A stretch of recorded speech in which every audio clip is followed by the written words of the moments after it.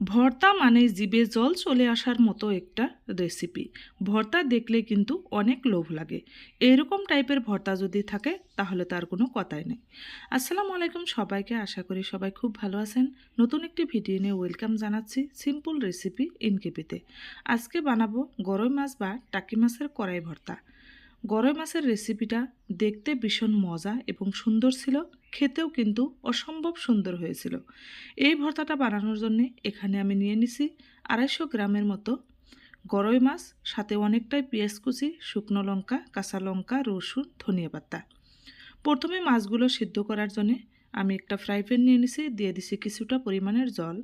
এবার দিয়ে দিছি হাফ চামচ লবণ, দিয়ে দিছি হাফ চামচ হলুদ গুঁড়া, হাফ চামচ শুকনো লঙ্কার গুঁড়া। এবার এই মাছগুলো এখানে দিয়ে আমি 5 থেকে 6 মিনিট সময় খুব ভালো করে সিদ্ধ করে নিব। যেহেতু কাঁটাটা বেছে নিব, এজন্য মাছটা আগে থেকে ভালো করে সিদ্ধ করে নিতে হবে।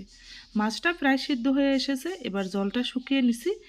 এবার একটা হাতার সাহায্যে লাড়া দিলেই দেখুন মাছটা কিন্তু খুলে যাচ্ছে আর কাঁটাটাও বেরিয়ে আসছে। এইভাবে সবগুলো মাছই আমি খুব ভালো করে কাঁটা বেছে নিছি। আরও একটা কড়াই বসিয়ে দিলাম। এবার দিয়ে দিছি বেশ খানিকটা পরিমাণের সর্ষে তেল। শুকনো লঙ্কাগুলো প্রথমে আমি খুব ভালো করে ভেজে নিব। শুকনো লঙ্কা গরই মাছের ভর্তা এভাবে যদি হাত দিয়ে ডলে দেওয়া যায় খেতে ভীষণ মজা হয়। দিয়ে দিছি কিছুটা রসুন কুচি, কাঁচা লঙ্কা কুচি, বেশ খানিকটাই পেঁয়াজ কুচি। এবার একটু নাড়াচাড়া করে এখানে আমি দিয়ে দিব স্বাদ মতো লবণ, স্বাদ মতো হলুদ গুঁড়া, দিয়ে দিছি শুকনো লঙ্কার গুঁড়া। ঝালটা আপনারা যেভাবে খাবেন সেই পরিমাণ অনুযায়ী দিয়ে দিবেন। এবার দিয়ে দিছি ভাজা জিরা গুঁড়া, দিয়ে দিছি ধনিয়া গুঁড়া। খুব ভালো করে নাড়াচাড়া করে নিব। হাফ ভাজা ভাজা হয়ে গেলে কিন্তু এখানে আমি দিয়ে দিব মাছটা। পেঁয়াজটা খুব ভালো করে ভেজে নিছি। এবার এর উপরে আমি কাটা বেছে রাখা যে মাছগুলো, সেই মাছগুলো দিয়ে দিলাম।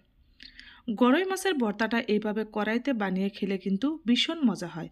হাত দিয়ে আর মাখাতে হবে না, হাতের ঝামেলা ছাড়াই কিন্তু এই রেসিপিটা বানানো যায়। দেখুন খুব ভালো করে ভর্তাটা হয়ে যাচ্ছে। এবার চারো সাইডে করে আমি আরও কিছুটা সর্ষের তেল দিয়ে দিব। এইভাবে যদি গরই মাছের ভর্তাটা আপনারা একবার খেয়ে দেখতে পারেন তাহলে নিশ্চয়ই বুঝবেন এর স্বাদ কতটা। দেখুন প্রায় হয়ে এসেছে। এবার এর উপরে আমি দিয়ে দিছি কিছুটা গরম মশলা গুঁড়া।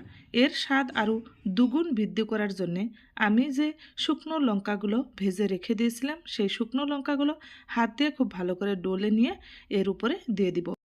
ভর্তার শেষে এইভাবে শুকনো লঙ্কা হাত দিয়ে ডলে দিলে কিন্তু ভীষণ মজা এবং সুস্বাদু হয়।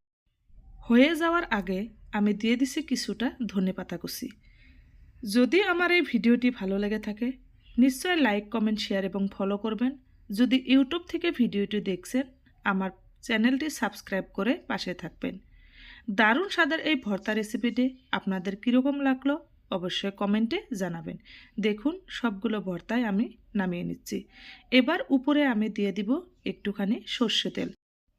এই গরই মাছগুলা কিন্তু হাত দিয়ে ডলেও খুব ভালো করে ভর্তা বানানো যায়, কিন্তু আমার মনে হয় যে এইভাবে কড়াইতে ভর্তাটা বানিয়ে নিলে খেতে আরও ভীষণ স্বাদ হয়।